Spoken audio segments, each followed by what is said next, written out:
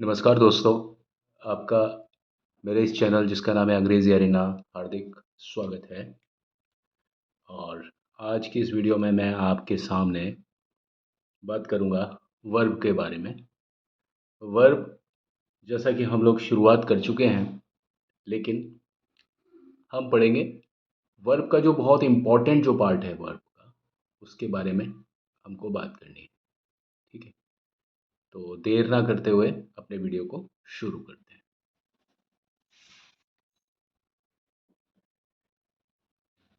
जैसा कि आपने कई बार पढ़ा होगा, हम लोग देखते हैं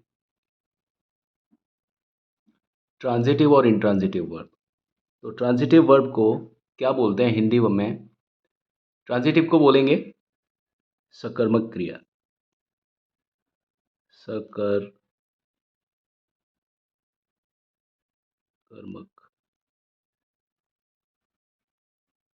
सकर्मक क्रिया है ना। और इसको बोलेंगे अकर्मक क्रिया। अकर्मक क्रिया, ठीक है। इसको बोलेंगे सकर्मक और इसको बोलेंगे अकर्मक क्रिया। ठीक है, ये मैंने एग्जांपल्स लिखे हुए हैं आपके सामने। थोड़ा सा अधूरा छोड़ा हुआ है इसको, ताकि हम लोग बताने में थोड़ा टाइम ज़्यादा लग जाता है हमें, एक चीज़ को लिखना होता है। तो मैं सबसे पहले लिखूंगा आपके सामने, मैंने दो वर्ब लिखी हुई हैं, आप उनको देखिए। ये वर्ब हमने लिखी हुई हैं, तो इसके आधार पर आपको वाक्य को देखना पड़ेगा। एक ये वाक्य है राम किल्स, और दूसरा वाक्य है हमारा बर्ड्स फ्लाई। ठीक, और इन्हीं के आधार पर हम लोग आज देखेंगे कि अकर्मक और सकर्मक क्रिया में बेसिकली फ़र्क क्या होता है। ठीक है, तो हम देखते हैं इस सेंटेंस को, हम देखेंगे क्या ये सेंटेंस, क्या ये वाक्य अपने आप में पूरा दिख रहा है क्या। जैसे मान लीजिए मैंने लिखा राम किल्स और यहाँ पर ला करके सेंटेंस को अधूरा छोड़ दिया, मतलब खाली छोड़ दिया। तो अब आप ये बताइए इसमें कोई अधूरापन है या नहीं है?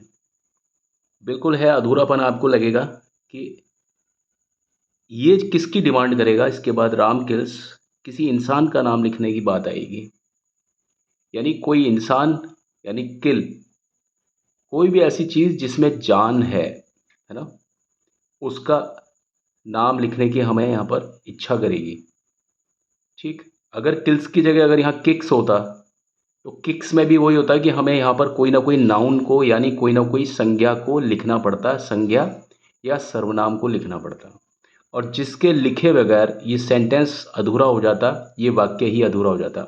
अगर मैं राम किल्स बोलता हूँ और उसका हिंदी में अनुवाद है राम मारता है, तो हमारे दिमाग में अगर मैंने इतना बोल दिया किसी को कि राम मारता है, ठीक है, तो जिस व्यक्ति को मैं बोलूँगा ना, वो व्यक्ति घर जा कर के सो नहीं पाएगा। वो कहेगा कि यार इन्होंने बोला कि राम मारता है, तो किसको मारता है ना, किसको मारता है? तो वो जो चीज़ आएगी ना उसके दिमाग में, वो ये दो शब्द आएंगे, या तो किसको या किसे। ठीक है, किसको मारता है या किसे मारता है, ये दिमाग में उसके स्ट्राइक करेगा। कहने का मतलब है, अगर किसी भी वाक्य को आप लिखो और उसके बाद में उसको वर्ब तक लिखो और छोड़ दो, अगर उसके बाद में किसे या किसको, ये वाली चीज़ आपके दिमाग में अगर आती है, तो जो वर्ब है वो कौन सी वर्ब हो जाती है? वो हो जाती है आपकी ट्रांजिटिव वर्ब, वी टी। मैं इसको वी टी लिखूंगा क्योंकि डिक्शनरी में वी टी बोलते हैं, यानी वर्ब ट्रांजिटिवली एक्टेड। ठीक है, क्योंकि कोई भी वर्ब ऐसा नहीं है कि पूरी तरीके से ट्रांजिटिव है या इंट्रांजिटिव है। बहुत कम वर्ब हैं जो पूरी तरीके से या तो इंट्रांजिटिव हैं या ट्रांजिटिव हैं। ये डिपेंड करता है कि यूज़र ने उसको कैसे यूज़ किया है, लिखने वाले ने उसका कैसे यूज़ किया है। इसलिए मैं लिखता हूँ वी टी, यानी वर्ब ट्रांजिटिवली यूज्ड। ठीक है, यहाँ पर ये कैसे यूज़ हुई है? ट्रांजिटिवली। कहने का मतलब क्या है कि जब तक मैं यहाँ पर किसी नाउन का जिसमें जान है उसका बारे में नहीं लिखूँगा, तो ये मान लीजिए मैंने लिखा राम किल्स रावण। ठीक है, अब यहाँ पर मैंने जैसे ही किसी का नाम लिखा, यानी किसे मारता है, ठीक है, तो ये इसका जवाब आ गया। किसे या किसको मारता है, या जवाब आ गया रावण को मारता है, और ये हुआ सेंटेंस पूरा।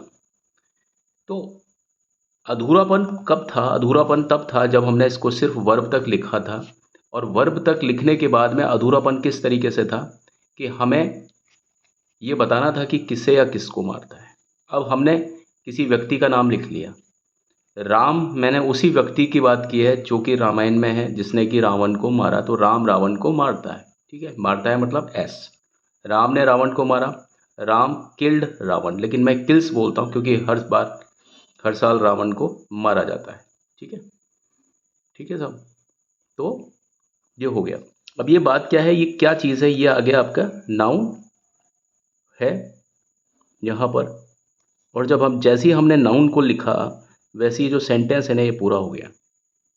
रावण के लिखते ही सेंटेंस पूरा हो गया, यानी हुम और हुम और हु की जो बात थी वो यहाँ पर पूरी हो गई। हुम या हु को हमने इस जगह पर लिख दिया। अब ये स्थान है, ये पूरी तरीके से भर गया। और अगर अब मैं बोलता हूँ राम किल्स रावण किसी को भी, तो उसको घर पर जाकर के नींद आ जाएगी। क्यों आ जाएगी? क्योंकि मैंने सेंटेंस पूरा बोल दिया और इसमें किसी भी तरह की कोई उत्सुकता बाकी नहीं रही। लेकिन अगर मैंने सिर्फ जब ये बोला है राम किल्स, तो सेंटेंस में उत्सुकता रही कि भाई किसे, ठीक है। अब मैंने लिखा तो ये हो गया whom और who, ये तो जब वर्ब को खाली छोड़ दिया जाए और उसके बाद में whom या who यानी व्यक्ति के बारे में लिखना हो, ठीक है, उसकी उत्सुकता बता रही है कि भाई व्यक्ति का नाम आएगा या उसके बारे में आएगा। राम किल्स हिम भी आ सकता है। नाउन की जगह पर हम प्रोनाउन का भी यूज़ कर सकते हैं। राम किल्स हर भी आ सकता है, राम किल्स इट भी आ सकता है। अब जब आएगा राम किल्स इट या राम किल्स मोहन, तो ये राम रामायण वाले राम नहीं होंगे, फिर ये कोई और राम होंगे। लेकिन क्या होगा कि हर कंडीशन में किल्स के बाद में आपको, जब वाक्य की संरचना इस प्रकार की हो, तो आपको किल्स के बाद में एक नाउन को, रावण या हिम, उसका प्रोनाउन ऐसी चीज़ को देना पड़ेगा। अगर यहाँ पर किल्स की जगह किक्स होता तो किक्स, तो अब जो किक है वो सजीव चीज़ में भी लग सकती है और निर्जीव चीज़ में भी लग सकती है। Ram kicks a football, Ram kicks Ravan. तो चाहे मैं फुटबॉल लिखूं, राम किक्स अ फुटबॉल, मान लीजिए मैंने ऐसा लिखा, या राम किक्स रावण, ये मैंने दोनों चीज़ लिखी है, राम किक्स अ फुटबॉल और राम किक्स रावण, ठीक है। लेकिन आप देखिए यहाँ पर इसमें जान है, इसमें जान नहीं है, तो ये डिपेंड करता है कि हमने वर्ब कौन सी लगाई है, ठीक। तो इंग्लिश या भाषा में यही तो चीज़ है कि जो एक वाक्य में है, ज़रूरी नहीं है दूसरे वाक्य में भी हूबहू वैसी ही चीज़ें हो। तो थोड़ा थोड़ा बदलाव हर तरीके से आता है, हमें हर सेंटेंस पे आकर के कुछ अलग तरीके से सोचना पड़ता है। लेकिन एक जो चीज़ कॉमन है वो ये है कि यहाँ पर भी जो फुटबॉल है वो नाउन है, और रावण भी जो है ना वो भी नाउन है। तो यहाँ से एक बात और साबित हो गई, एक बार दोबारा से मैंने साबित किया कि वर्ब ट्रांजिटिव जो है ना, अपने खुद के बाद में नाउन या प्रोनाउन को मांगती है। अगर मान लीजिए मैं लिखता राम किक्स इट, तो क्या होता, वो प्रोनाउन हो जाता, ठीक है। तो ये डिमांड किसकी कर रही है अपने बाद में, ये जो वर्ब है ये अपने खुद के बाद में नाउन या प्रोनाउन की डिमांड कर रही है। और जो वर्ब खुद के बाद में नाउन या प्रोनाउन की डिमांड करे, नाउन नाउन या प्रोनाउन, ये प्रोनाउन की डिमांड करे, उस वर्ब को हम क्या बोलते हैं, ट्रांजिटिव वर्ब। और इस तरीके से भी मैंने आपको बताया कि ट्रांजिटिव वर्ब के बाद में अगर इन चीज़ों की ज़रूरत हो, किसे या किसको की ज़रूरत हो, तो वर्ब क्या होती है, ट्रांजिटिव होती है, ठीक है। अब हम आगे बढ़ते हैं, अब हम देखते हैं क्या, इंट्रांजिटिव वर्ब। अब हम इंट्रांजिटिव वर्ब को देखेंगे। तो इंट्रांजिटिव वर्ब में मान लीजिए मैंने लिखा बर्ड्स फ्लाई लिखा। अब ये आ गई आपकी वी आई मतलब वर्ब इंट्रांजिटिवली यूज्ड, ठीक। अब ये मैंने आपको बताया वर्ब इंट्रांजिटिवली यूज्ड। अब इतना अगर मैं बोलता हूँ तो सेंटेंस जो है ना वो पूरा है। इंट्रांजिटिव वर्ब में वर्ब के बाद में जो सेंटेंस होता है वो पूरा हो जाता है, इसमें किसी भी तरह की कोई उत्सुकता बाकी नहीं है। जैसा कि आपकी इसमें थी, अगर मैंने इसको किल्स के बाद में छोड़ दिया था तो उत्सुकता बाकी थी, राम किल्स, यानी उत्सुकता थी कि किसे मारा। लेकिन यहाँ पर बर्ड्स फ्लाई के बाद में अगर मैं सेंटेंस को अधूरा छोड़ता हूँ, यानी ये छोड़ के मतलब ये मान के छोड़ता हूँ कि सेंटेंस अधूरा है, तो एक्चुअल में ये अधूरा नहीं है, क्योंकि बर्ड्स फ्लाई में अपने आप में एक संपूर्णता है। चिड़िया उड़ती हैं, चिड़ियाएँ उड़ती हैं, ठीक है। लेकिन अगर इस सेंटेंस को मैं बढ़ाना चाहूँगा तो किसकी मदद से बढ़ाना चाहूँगा? क्या मैं फ्लाई के बाद में हु या ऊम की मदद से बढ़ाना चाहूँगा क्या? नहीं बढ़ा सकता। दुनिया का कोई भी व्यक्ति फ्लाई यानी जो इंट्रांजिटिव वर्ब है, यहाँ पर इस फ्लाई का जो यूज़ है वो ट्रांजिटिव की जगह मतलब इंट्रांजिटिव की तरह यूज़ हुआ है, ठीक है। इसके ऊपर कोई ठप्पा नहीं लगा कि ये वर्ब 100% इंट्रांजिटिव है, लेकिन यहाँ पर ये इंट्रांजिटिव की तरीके से यूज़ हुई है, जैसे कि यहाँ पर ये जो वर्ब है किल्स है, ये वो ट्रांजिटिव की तरीके से यूज़ हुई है। तो यहाँ पर बर्ड्स फ्लाई हमने बोला और फ्लाई के बाद में फुल स्टॉप लगाया, और फुल स्टॉप लगाते ही सेंटेंस का जो मीनिंग है वो पूरा हो गया। हमें रात में अच्छी नींद आएगी इसको सुन करके, क्योंकि इसमें कोई भी अधूरापन बाकी नहीं है। अब अगर अधूरापन नहीं है इसमें, तो ये जो वर्ब है ये कौन सी हो गई? क्योंकि वर्ब के बाद में ना तो नाउन है ना प्रोनाउन है, लेकिन उसके बावजूद भी सेंटेंस का जो मीनिंग है वो पूरा है। सुन कर के हमें नींद आ जाएगी, क्योंकि इसमें कोई भी अधूरापन नहीं है। तो ये वर्ब कौन सी हो गई? ये इंट्रांजिटिव वर्ब हो गई, या वर्ब इट यूज्ड इंट्रांजिटिवली।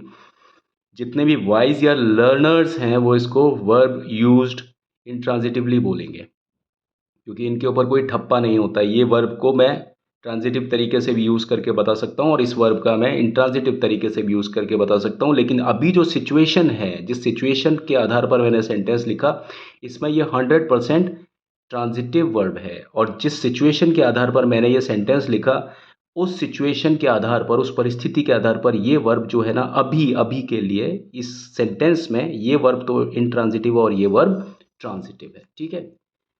ठीक है। बाकी इन वर्ब का कोई धर्म नहीं है। अगर मैं इसको अलग से लिखूंगा ना एफ एल वाई, तो कोई देख के नहीं बता सकता है कि ये इंट्रांजिटिव है या ट्रांजिटिव है। लेकिन जब ये सेंटेंस में इसकी फिटिंग हो गई, तो इसकी फिटिंग जो है वो इंट्रांजिटिव तरीके से हो गई। और यही चीज़ यहाँ पर भी है। किल को अगर मैं अलग से लिखूंगा, तो दुनिया का कोई भी व्यक्ति नहीं कह सकता कि किल जो है ट्रांजिटिव वर्ब है। वो कहेगा कि ट्रांजिटिव भी हो सकता है, इंट्रांजिटिव भी हो सकता है, उसको सेंटेंस में फिट करके बताओ। अब जो मैंने सेंटेंस का जो ये फॉर्मेशन लिया है, ये जो सेंटेंस को जो फ्रेम किया है, इस फ्रेमिंग के हिसाब से यहाँ पर ये जो वर्ब है ये ट्रांजिटिव वर्ब है, इसलिए हम इसको यहाँ ट्रांजिटिव बोलेंगे, ठीक है। अब देखिए यहाँ पर ये वर्ब इंट्रांजिटिव है, क्योंकि वर्ब को बताने के बाद में कोई ने फुल स्टॉप लगाया, लेकिन वर्ब के बाद में हम जो सेंटेंस है पाते हैं कि वर्ब सेंटेंस पूरा है, ठीक है। अब सेंटेंस पूरा है, लेकिन अगर हम इस सेंटेंस को बढ़ा सकते हैं तो किसकी मदद से बढ़ा सकते हैं? इन वजहों से हम आगे बढ़ा सकते हैं सेंटेंस, इन वजहों से बढ़ा सकते हैं। यानी कैसे बता सकते हैं? Birds fly, when birds fly, मान लीजिए मैंने लिखा बर्ड्स फ्लाई, फुल स्टॉप हटा दिया हमने, in in morning time, birds fly in morning, या बर्ड्स फ्लाई एट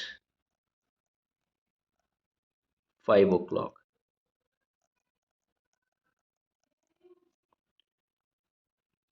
ठीक है।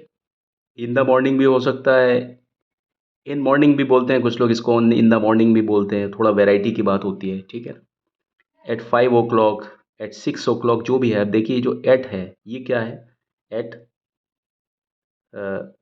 कब उड़ते हैं, ठीक है, कब, ये कब का समय है। अब ये वाई है, बर्ड्स फ्लाई। अब जैसे मान लीजिए मैंने यहाँ पर लिखा बिकॉज ऑफ, ये बिकॉज आते ही क्या हो गया, ये वाई का जवाब देगा क्यों, ठीक है। क्यों मतलब यहाँ पर मैंने एक लगाया conjunction, birds fly because, because of searching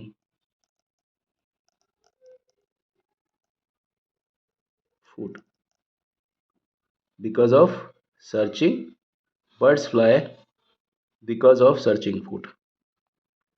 ये मैंने बिकॉज़ लगाया, लेकिन यहाँ पर जो है ना ये प्रीपोज़िशन के तरीके से यूज़ हुआ है, because of searching food, right? Because of searching food, ये हुआ। ये किसका जवाब है? वाई का। तो यहाँ पर मैंने सेंटेंस को किसके हिसाब से बढ़ाया कि चिड़िया उड़ती हैं, क्यों उड़ती हैं? Because of searching food. Birds fly how, how का जवाब कैसे आएगा? बर्ड्स फ्लाई, मान लीजिए मैंने लिखा ब्यूटीफुली, ब्यूटीफुली। चिड़िया कैसे उड़ती हैं? बहुत ही अच्छे तरीके से, बहुत सुंदर लगती है, सुंदरता है उनके उड़ने में। तो ये क्या हो गया? ये किसका जवाब हो गया? ये हो गया आपका हाउ का, ब्यूटीफुली, जेंटली। और बर्ड्स फ्लाई वेयर, मान लीजिए मैं लिखता हूँ in the sky, in the sky. Birds fly where, birds fly where in the sky, ठीक है। तो आप देखेंगे कि किस तरीके से सेंटेंस आगे बढ़ रहा है। किस किस की मदद से बढ़ रहा है? वेयर, वेयर मतलब इन द स्काई, हाउ मतलब ब्यूटीफुली, वाई मतलब बिकॉज ऑफ सर्चिंग फूड, ये मैंने बनाया है, ठीक है। और ये जो है ये किसकी मदद से बढ़ रहा है? ये वैन की मदद से बढ़ रहा है। ये प्रेपोजिशन, ये प्रेपोजिशन, ये प्रेपोजिशन, ये प्रेपोजिशनल फ्रेज, ये आपका एडवर्बियल फ्रेज, और ये भी आपका प्रेपोजिशन, और ये, ठीक है। इस तरीके से आ गई आपकी बात, बिकॉज ऑफ सर्चिंग फूड। तो जहां पर भी वर्ब है, खुद के बाद में व्हेन, वाई, हाउ और वेयर का जवाब मांग ले, उस वर्ब को हम क्या बोलेंगे? Verb intransitive. और जो वर्ब खुद के बाद में व्हेन, वाई, हाउ और वेयर का जवाब बिल्कुल ना मांगे और सिर्फ हु और उम का जवाब मांगे, उन वर्ब को हम क्या बोलेंगे? उन वर्ब को हम बोलेंगे क्या? Intransitive verb. तो व्हेन, वाई, हाउ और वेयर जो है ना वो किसका जवाब मांगते हैं? मतलब जो वर्ब इनका जवाब मांगते हैं ना, उनको हम बोलते हैं इंट्रांजिटिव वर्ब। और जो वर्ब हु और उम का जवाब मांगते हैं उनको हम क्या बोलेंगे? Transitive verb. तो ये बहुत अच्छा एक तरीका है इन दोनों के बीच में एक बताना, कि आप दोनों के बीच में जो एक अंतर है उसको सेट कर सकते हैं इस तरह के वाक्य से, ठीक है। तो आज की वीडियो में इस टॉपिक में इतना ही। अगली टॉपिक में मैं आपको बताने आऊँगा इसी टॉपिक के बारे में कुछ और बातें। तब तक के लिए मुझे आज्ञा दीजिए। Thank you and have a nice time.